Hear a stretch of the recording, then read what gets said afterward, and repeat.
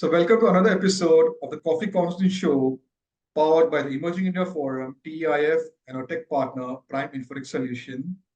We have with us Ashirbad Nayak, Associate at Cyril Amachal Mangandas, handling technology and policy. So, this is under series, The Emerging Lawyer. So, Ashirbad, just wanted to explain to you our format of this coffee conversation. We divide into three parts. First is your professional journey. Second is your personal journey. And third will be a surprise round, which we don't tell. Only we do when we start the conversation. That is a rapid fire round. So, welcome Sure. to this Coffee Corner Show series, The Emerging Lawyer. I am Lion Amir Virani, host at Coffee Conversation and a legal tech and director at Prime Infotech Solution. So, welcome, Ashirbad. Thank you so much. That's a very nice and warm welcome. Glad to be on board. Okay. So, Ashirbad, let's go back down memory lane. Your early days as a legal intern at Khaitan and Company to presently an associate at CAMP. How was your days started from being a legal intern towards coming to Cyril Amarchand? It's been quite the journey. There would be no doubts about it. It's been a really interesting journey so far. I mean, when you're an intern at a firm, you're just basically learning extremely basic amounts of the nitty-gritties of how a law firm works. Like you're learning about like what goes on, what's the structure, what's the hierarchy, what's the proper way of dealing with things. So apart from a knowledge-based enhancement, what you also learn is coordination with like various groups of people. Who are your interns? How do you work with people ahead of you in terms of your rankings, like your associates, principal associates, partners, and everyone, so on and so forth. I do think that my internships at Khaitan were quite instrumental in forging the career that I have today, primarily because I got to work a lot in their tech team, tech and corporate team, which is headed by Mr. Supratim Chatterjee. So that was a really insightful uh, couple of internships that I had with them. And that really showed me that back then, because tech as a practice that uh, wasn't that expanded. Like nowadays, you hear every firm has a TMT practice. Everyone's a tech lawyer. Everyone specializes in that. But like back then, like 6, 7 years ago, when DPDP wasn't in place, when PDP bill was still just functioning out there, like there were rumors about it. There were just drafts about it. GDPR had just been enacted. There were very few lawyers in India who did tech as a practice and did it very thoroughly. So I was quite fortunate. So it was quite fortuitous for me that I got to work with someone back then who did a lot of tech law related work. But of course, like, apart from just your internships, a lot of other things go into play when you build a career out of being a student to a professional. I mean, like, as a student, you used to write a lot of articles, competitions, moots, debates, and all of it. So that used to be the crux around which our lives used to revolve. I mean, we had no other care in the world generally. I mean, mentioning that in a lighter vein. That as a student, the responsibilities that you have are fairly relatively easier as compared to what you have when you're dealing with things on hand and the buck stops with you. So going from there to working as an associate at CAM, it's been a really nice journey. So currently, of course, we handle a bunch of things. We advise a lot of different clients. We advise the government from time to time as well, mostly on laws relating to technology and policy as well. So if I reflect back on the journey, it's been a very enriching experience. So yeah, that's what I'd say about it. That's very wonderful. So from the starting days, you took up a niche of technology, and that has stayed with you. And at CAMS also, you're handling two heavy portfolios of technology and policy. So we'd like to understand uh, what does a day look like and what are the key challenges? Because these are two heavy portfolios which requires a lot of research and back and forth communication, so much. So just a layman would like to understand what your day looks like and what are the key challenges you face in these two heavyweight portfolios. no day is the same. I think that goes with any lawyer. No 2 days are the same, and each day can vary greatly depending on the kind of work that you have. Of course, there are certain ongoing projects which last for months. Like it's like with any normal transaction, like with any normal advisory, things last for weeks and weeks and months and all until the thing gets completed. So that obviously is there. There'll be some recurring streams of work which continue to happen throughout duration of time. Apart from that, yes, day-to-day activities keep on popping up. Some advisory here, some drafting here and there, some agreement that needs to be drafted, so those things keep on happening. On an average, what my day looks like on the days that we have to go to office. Uh, I mean, because nowadays I think there's been a little bit of shift post-COVID where you're allowed like a day or so off, like not off in the sense you're allowed to work from home, like a remote working environment. So the days when we have to go to office, we just reach by like 10:30, and then it continues on till like late evening and all. But of course, the work never stops. So you can get work any point of time. And I also think like once you get slightly, um, I don't want to sound old, but like once you've spent a few formative years in the profession, that becomes a sense of responsibility and ownership that you have regarding your work. So even if no one asks you to, no one looks is breathing down your shoulder, but you take that onus of responsibility on yourself. So by that logic, you are 24/7 on guard. Like, you don't want a bad work product to go out. You want everything that is done to be refined, everything that is done to have been precisely drafted, precisely tailor-made. So I think that's part of the job. Yeah. That's interesting. So, continuing conversation, some a technology law project which comes up to you. So, what are your preparations for yourself and for your team you are going to? Um, I think the first and foremost is to be absolutely up to date because this is a very evolving landscape. Like we have had a bunch of notifications, advisories, and legislations come by in the preceding few years. You need to be absolutely on the top of things. And not just something which happens domestically, but also internationally. Because technology doesn't know any geographical limitations. Like a development which has occurred in a country, say, like South Korea, can very well get reflected in the Indian scenario through its companies like LG or Samsung for that matter, or something which happens in the US can go on to heavily influence Indian decisions. So, number one, you need to be absolutely up to date with what are the ongoings around the world, and not just from a regulatory or policy level development, but also from a very industry standpoint, because that is what drives the world in general. Like any industrial development, like some new technology which has come on, some new application. Okay, how far is this kind of technology legally compliant? What are the possible ramifications of it? What are the possible pitfalls of it? Where else can we apply it? So it goes cross sectorally. Like you look at the industry, you look at the laws, you look at the regulations and policy, both domestically and internationally. So just to be constantly up to the notch on all of that, I think that is the fundamental step for being prepared to anything. And then second, of course, is practicing it. Like as and when work comes up about it, the more you practice, the better you get. So yeah, Uh, what about guiding the team? I think so that's the tricky part. You really don't want to marshal on people. Like I remember there was a deputation which took like a few months ago where I was tasked to lead like two people regarding a particular project.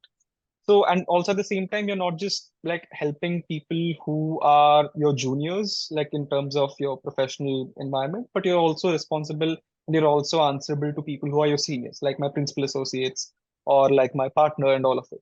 So I think it's a fair balance because at some point of time, you need to take certain strategic calls and you need to ensure that, okay, this person has this much capacity to work, that person has that much capacity to work.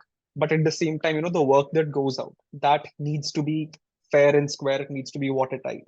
What kind of responsibility do you discharge? Like you not only have to handle work on your own, but you also have to do a reviewing of certain kinds of work output that goes there. So I think it's more of a fine tuning regarding your own time management. How do you handle yourself, your own work products, as well as the work products of people who you're responsible for? And yeah, I think that generally that goes a long way. And just building trust and confidence in the people that you work with, like people who are your peers, people who are your juniors, people who are your seniors. So I think that goes a long way. Wonderful, wonderful advice. That is trust is a major factor in any relationships, and you have maintained that can be seen because working in just a dynamic and evolving field, and you uh, have, have have learned the act of balancing. That's wonderful. So, continue Thank you. conversation. Uh, we saw in your profile you're a lecturer also at Jindal Global Law School. So, what excited you being a lecturer, and what topics do you take? I used to be. So I think that I've updated the profile also a long time ago. I used to be a lecturer. So before I joined CAM, I taught at Jindal for like roughly 1 year or so. So I used to teach the courses of uh, mergers and acquisition and capital markets. So this is straight out of my master's. Like once I completed my master's and I returned to India. So that's when I decided to take up a position at Jindal. So I taught that. I taught those courses for a while, but we were quite specific regarding. So I taught with someone known as Arjo Majumdar. So he's a senior professor at Jindal, and he also used to be a partner at Fox and Mandel and Desai and Devanji. So we took those courses together. We were very, very mindful that we want to teach something which is industry specific. So for capital markets, for instance, we would show the students what is a red herring prospectus and how do you draft one. So there's an entire 600-page document that used to be the assignment. Like you need to pick a certain company and you need to draft a DRHP for this company. For mergers and acquisition, we used to tell them that, look, this is what a due diligence process actually involves. And this is why you need to do a DD, and this is how you exactly do a DD report. So we used to teach them that. So I think bridging that gap between industry and academia, because generally we don't find that in most law schools, where something that you're being taught theoretically, what application does it have in a practical world? So we managed to bridge that gap during those courses. So I think that motivated us. And like while I don't take classes on a full-time basis because I work in a firm, I do take like occasional guest lectures here and there for various universities whenever I'm invited. So I just do that as well. That's interesting. Please do keep, because the way you explain that a gap which a person like you can fulfill and give value to the student when they cross over in the legal world. They have that practical experience which you give in, and the assignment and everything. That was very wonderful thing which Jindal Global Law School introduced.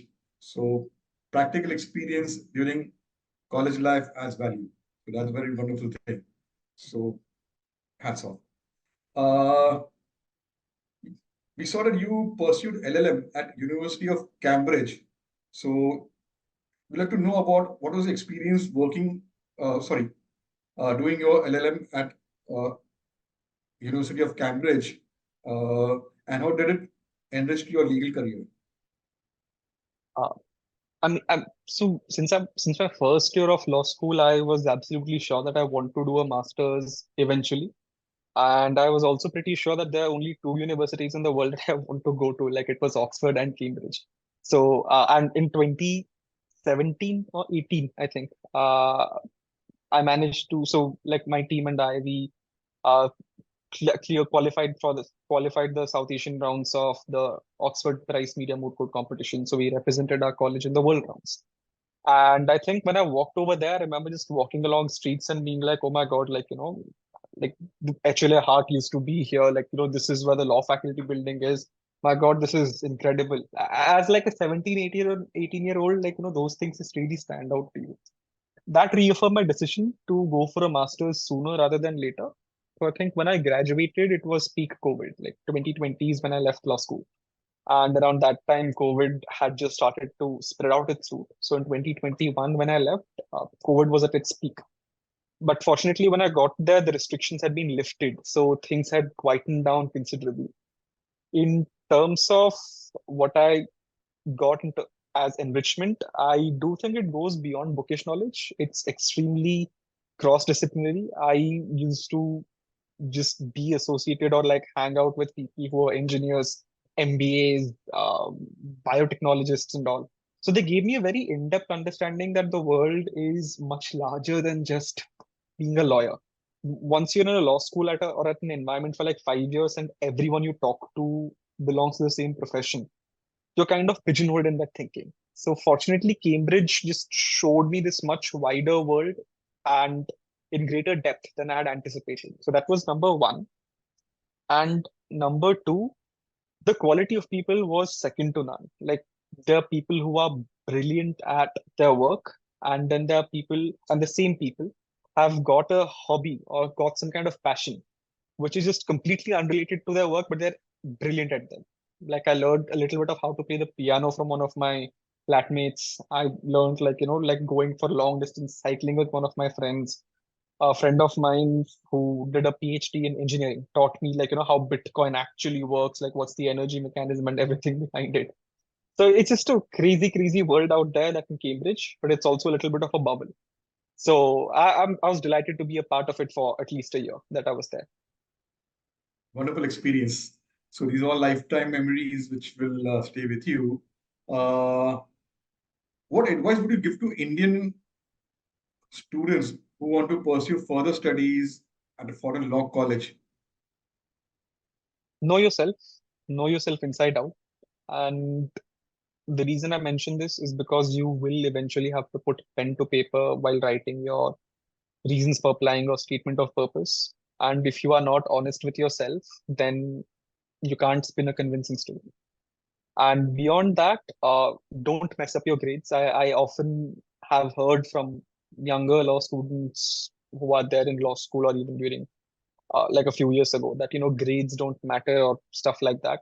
That is advice which is not to be taken. Your grades really do matter. It really does help to be in the upper percentile of your batch. So academic achievement really sets you at a higher pedestal in terms of other applicants.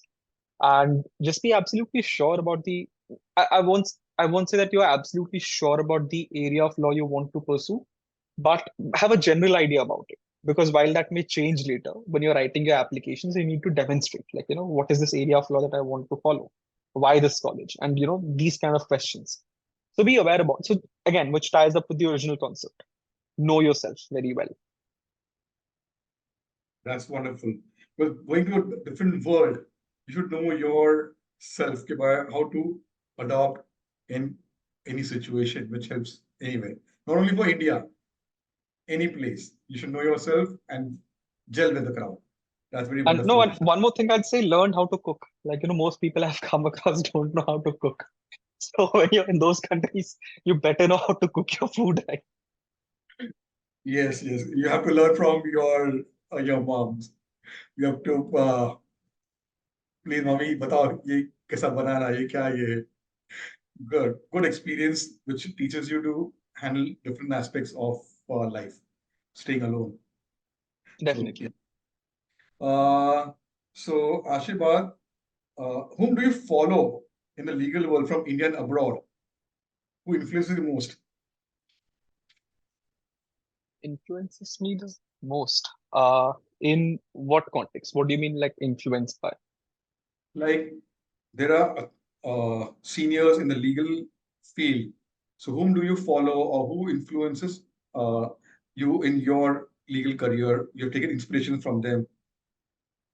So on a professional level, Dr. David Erdos, he used to be my professor in Cambridge, and he had a pivotal role regarding the growth of data protection as a subject area. I think he's advised the European Union for GDPR and all of these associated laws as well. So him definitely. Along with that, I think Dr. Arif Ahmed, who was also one of the professors in Cambridge, but he taught philosophy. But he had a very sharp and incisive mind regarding legal education and how law interplays in society. Professor Yogesh Pratap Singh, who was my registrar and acting vice chancellor at my university undergrad, that is NLU Odisha. He was very supportive and very helpful throughout my entire journey. And Mr. Amritanshu Das, who is an associate right now at uh, Almond Overy, Singapore. He was really instrumental during my formative years of correct advice at correct points of time and how do you go about navigating your life through law school and beyond. So these were like some very key figures for me. And of course, like on a day-to-day basis, my partner at my law firm, Arjun Goswami, and then you look at people like from various sectors of various law firms around India and around the world. You read about them, you know about their exploits and all of it. So yeah, that definitely serves as a very refreshing and inspiring account for any young lawyer out there. That's valuable. What do you say? Influencers, mentors you have in your your professional life. Uh, you said earlier that you, from your student days, used to write articles, and we hope you still continue down your career. So, how was your experience of legal writing, and what studies do you employ for legal writing?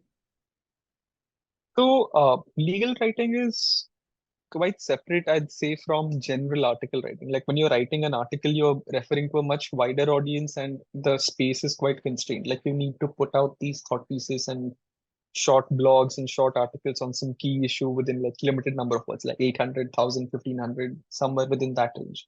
So it needs to be quite incisive. It needs to be quite direct to the point and in language that a layman can understand. So of course, the first aspect is understanding your audience. Like, who are you writing this article for? Like, who is this article targeted towards? That's number one. In terms of proper legal articles, like the larger ones, the larger pieces that you write, I think I've wrote a few of them. I think the most impactful one was India and its unprotected financial data, which I wrote in 2016, 17. Uh, which actually predated the PDP bill, the erstwhile PDP bill, and actually mentioned a lot of things that were later covered in that bill itself. It comes from reading a lot. Like you need to read a lot about this area of law. You need to read a lot about the problems being faced. You need to do this international and global benchmarking against your domestic laws. I think those are some key strategies to be adopted. Interesting, interesting. Uh, since your field is evolving every day, so how do you stay abreast of the latest developments, trends related to technology, law, policy, other things? There's a host of resources. I mean, you just need to cull out certain time from your day and keep on reading about it, obviously, on a general basis. There's IAPP has a lot of databases. Medianama is a brilliant website on that. Economic Times has a very nice technology section. And the global resources as well. Like you can just go to any of these large scale international legal journals and legal tech insider articles and all of it, Wired and all, and they give you some pretty good advice in terms of what's happening in the world, on the world of tech in general. Interesting. So, young lawyers out there, Ashirbad shared a lot of resources which you have to refer to, and it's a commendable resource material he has shared. And please refer to these, and that will help you research and goes on because you have to keep abreast because law is evolving every day, not only India, abroad also. So, Ashirbad, how has legal tech impacted your career and which legal tech tools you have used till now? CAM has a lot of in-house legal tech tools that we leverage upon. There's Kiara for documentation and all of it, and there's a bunch of resources that we use for finding particular case laws as and when required through skimming through documents and all of that stuff. But I mean, I'm sure a lot of people generally nowadays use GPT and any of those large language model generative AI features and all. And while it's pretty useful to rely on all of it, but we are still at a stage where some sort of human oversight is needed on the output that is given by these AI-based tools. So I don't think we've still yet reached a stage where you can just absolutely completely you can just close your eye and blindly rely on AI to give you a correct output. So till then, yes, there's a human hand over those things. Human hand has to be there. The way divine has made this creation, we cannot fully hand over to the robots. recent movie also of the Shahid Kapoor and Kriti Sanon brought some different aspects. Hmm. So yes, limitations are there, but no one can take over humans. That is because we are the king of creations. So God has a role wherever we are, and until we will be there. Uh, so, continuing conversation, uh, share some memorable experience or achievement which you come across during your legal career. Memorable achievements are there's certain things which I can't disclose because of generally it's standard matter of business practice that you do advise on a lot of key deals and all of it, which you're not at a liberty to disclose because either a deal hasn't been completed as of yet or you're bound by certain confidentiality related constraints. So I'm afraid quite a few of those things that we have done as a team so far, I would not be at a liberty to speak of as of right now. But rest assured, as and when they come out in the public domain and all those things are done, then yeah, of course, we can discuss those in detail. Yeah, we can understand. Okay. Uh, yeah. So yeah. So like my last question for your professional journey will be: what advice would you give to aspiring lawyers who want to enter the space of technology and policy law? Mm, Be sure of yourself. Be sure that this is the area of law that you want to practice. Uh, because this is an area which is going to pick up eventually massively. And if you want to be at the forefront of this, then know the law and know the regulatory policies and everything else that comes along with it very, very well. Very true. Is which area of law you want to go into, you have to be very clear. Otherwise, you will get derailed in your career. Very true, very true. Like I can see from you started what you want to go into and you are making inroads and developing yourself. That is a true advice you have given. I appreciate Ashirvad. So, friends, we come to the next round. That is a personal round. Let's get to know Ashirvad as a person. So, Ashirvad, let's go into your childhood. How was your childhood memories? Childhood memories, I grew up in Bhubaneswar. I just remember growing up, I used to be quite shy. Initially, I think that shyness wore off over the later years, like once I started making more friends in school and everything. And I just remember liking to read a lot. I still do. I think that has been a cornerstone for everything in my life. I like to read a lot. It started with like Superman, Batman, DC Comics to Chacha Chaudhary and everything. And I think my first serious brush with reading was, I think, The Godfather, which I read somewhere around my standard third or standard fourth. And I was quite taken aback by the language and everything in those books. But that was really formative. Like those kinds of books really changed my outlook. And my mom's a professor. She teaches political science at a university back in Odisha. So she exposed me to this wide world of learning and all. So I remember reading books on Indian history and international relations and all when I was relatively quite young, like in my initial year standards and all. So yes, I think that's how I remember most of my early childhood. Interesting. Yeah, me too. Favorite comics, what do you say, Batman, Spider-Man. And I like the Spider-Man dialogue, which is Uncle said, with great power comes great responsibility, which impacted Spider-Man a lot. And he, in further movies, he got how to maintain that role of being a Spider-Man. That is Definitely. powerful dialogue his uncle made. Uh, so now let's recount your memories at your St. Catherine's, your National Law University or the days. They were amazing. I mean, I had 5 brilliant years. I remember being very sure that I want to work very, very hard, but I also want to make sure that I have a good time. And I worked really hard. There are no two ways about it. But it wasn't just rote learning or like books or anything. Like I did try to understand things from multiple aspects. Like I was always busy in some competition or the other and some college committee or the other. So I wanted to be very involved in everything. So I headed the college internship committee for like a year or 2 years and all. So we actually increased the number of internships at the college got that year dramatically. So being involved in those kinds of activities was crucial. Every kind of competition I could imagine. And that's the year that college was also the time when I took up martial arts.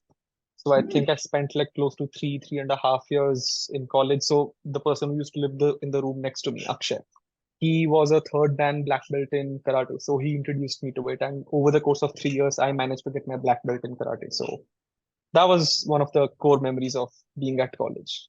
It was a great time. Interesting, interesting. So, yes, friends do influence your hobbies, your what do you say, activities. So that's very memorable. Uh, so from your family side, who has made the greatest impact on you? Both my parents, I can't pick one. Both of them definitely. I mean, you learn certain things from your parents about what you want to do, as well as certain things that you don't want to do. Like you learn from the mistakes of others. That is also quite crucial. I mean, like my dad used to stay up when I was like relatively an infant and stay at home and take care of me, which is quite unheard of in Indian societies. So he made that kind of sacrifice. So which is quite crucial. And so I learned a lot about like treating everyone with fair and equal respect from him. I learned from my mother how to be relatively more mature and more reasonable while dealing with situations in which tempers are flared around the board. And I picked a lot from both of them. I think one of the singular factors was my mom's father, like my maternal grandfather, who passed away when I was 6 months old, but he was a really well-renowned lawyer back in Bhubaneswar. So unfortunately, I only had like 4.5, 6 months with him. So while I have met him, I haven't spent any quality time with him, so as to speak. Like I was only 6 months old when he passed away. But you learn a lot about a person from the way he is spoken about when he is no more. Yeah, So learning about him from others was a crucial experience as to how I want to be remembered down the road. So I think these people had a great impact in my life. wonderful. I think so. You will be since you're into legal writing, there will be you will leave something behind to how Ashirvad should be remembered as. We look forward to your experiences in a book. Hope so maybe one day. No one knows. Yeah. So Ashirvad, how do you unwind after a busy day from work? I paint and sketch a lot. Like I've been doing. Oh yeah, that was another part of my childhood. I love sketching and painting and all of it. So like, I mean, I have some artworks and all on the wall I can show you, but like, I paint and sketch a lot. I've got an art page also where I paint portraits and pictures and all of it for anyone who's interested. It's Art Sherbat, ARTSHIRBAD, which is a pun on my name. So I've got a arts and crafts page as well. So I think that's what really helps me calm down after a long hard day at work. That's interesting. Please, share on my personal wall. I'll be interesting to look and yeah, share with my fellow artist friends. So it's interesting Definitely. thing. Uh, so let's going from being an artist, any travel place uh, which you would like to visit in future and why? Oh, lots of travel places. Like I never really had an opportunity to travel when I was younger. So once I got that opportunity, I seized it with both of my hands. So I haven't been to a lot of countries so far, but I do want to just keep on traveling to a few countries each and every year. And primarily because you learn a lot about different cultures and the world when you travel. It's experience that goes beyond your limitations. You get to change yourself by interacting with people who are very different from you. Places that I want to go, I've actually got a long list on my phone. Like I want to go to Lake Bled in Slovenia. I want to go to Ashford Castle in Ireland. I want to go to an NFL game in Tampa Bay. which is the Raymond James Stadium, which is the home of Tampa Bay Buccaneers, because I love NFL. I want to go to a WrestleMania, which is a WWE themed event, if you would have heard of. I want to go to Japan. So lots of places, lots of ideas, eventually, and one day. Touch wood, touch wood. It will happen. Uh, what do you say? There's creative visualization and information are there which will help you to achieve from your bucket list many things down the line. That is, I've seen in my personal life also. It will happen. Uh, coming to any favorite movie or book which like to recollect now? I've already mentioned The Godfather. Yeah, Godfather was very relevant to me. Lord of the Rings, definitely. When Death Becomes There by Paul Kalanithi, it will put you face to face with your own mortality and like how quickly life can be snatched from you. Like your own life can just disappear like this. So, along with that, The Last Lecture by Randy Pausch. These books really help put things in perspective. In terms of movies, Shawshank Redemption is definitely up there, along with the entire Lord of the Rings series. That entire collection of three movies are out of this world, and something like a Top Gun Maverick, which is just pure cinema beyond any filters. That just makes you very happy to be a fan of certain actors or certain genres of movies. So those, I'd say. very interesting, very interesting. You've got good choices of books and movies which impressed. My last question will be describe Ashirbad in one line.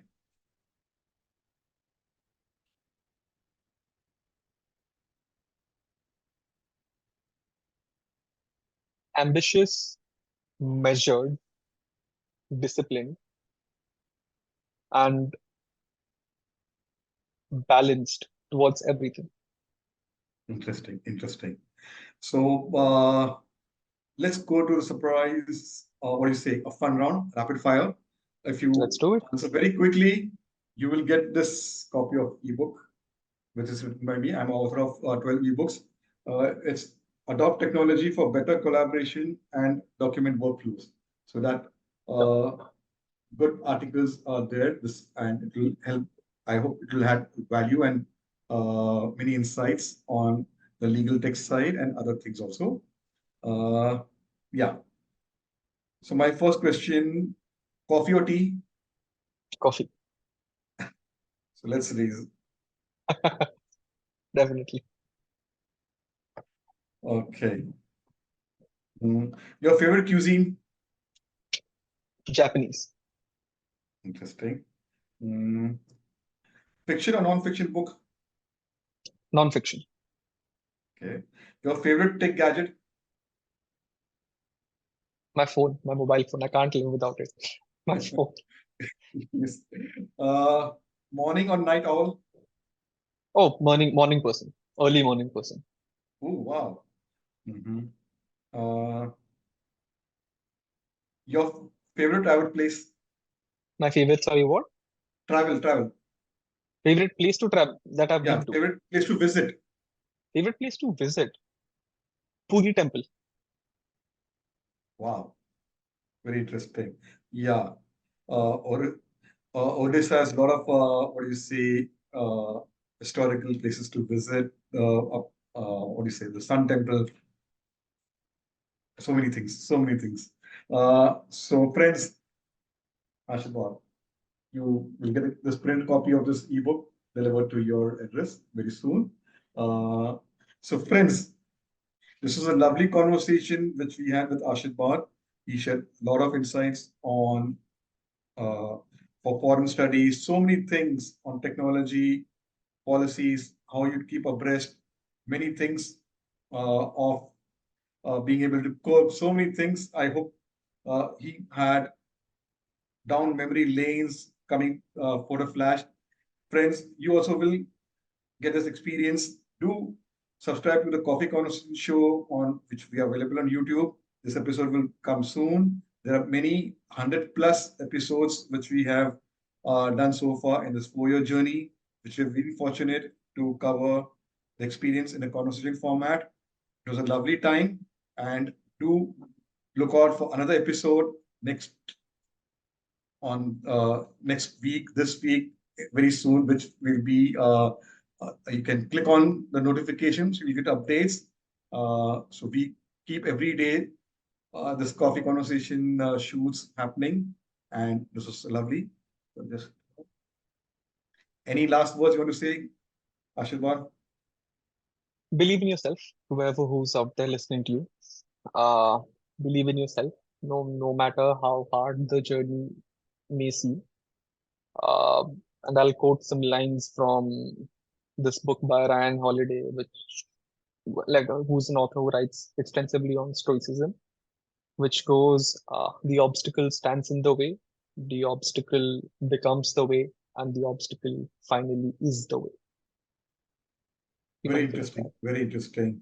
So that was a parting gift which we you gave to what do you say, listeners over here at the Coffee Conversation show. Thank you. I'm just stopping. that.